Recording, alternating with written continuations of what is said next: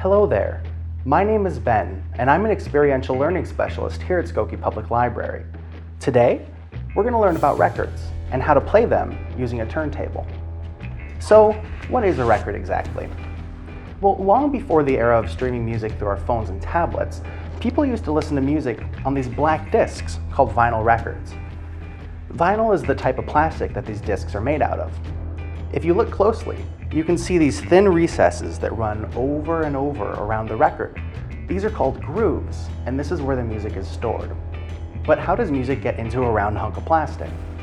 You see, all sounds produce what are called sound waves, which are just vibrations that travel through the air and into our ears, where our inner ear processes them and turns them into sounds that we can understand.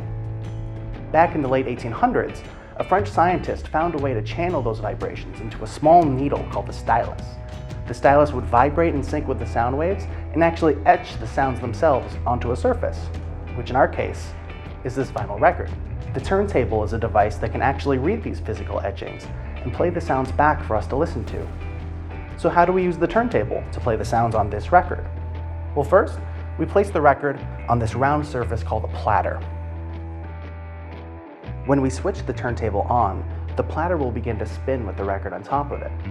And on this side of the turntable, we have what's called the tone arm, a long movable part.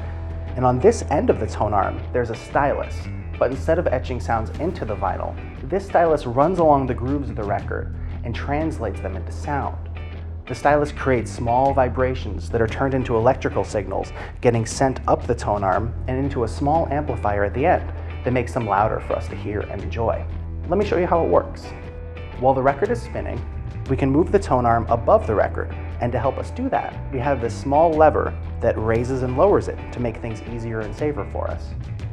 With the tone arm up in the air, we can move it over the vinyl record, and using our eyes, we can line the stylus up with where we want the record to begin. And once it's in place, we can lower it. And then we have sound. While it may seem like a lot more work than playing a song on your phone, a lot of music lovers think that vinyl records sound better than digital music.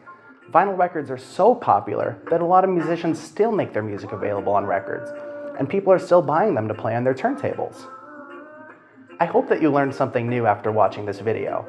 If any of it seemed cool or interesting, ask your parents if they have any old records, or even a turntable. If you're lucky, maybe they'll let you take one for a spin.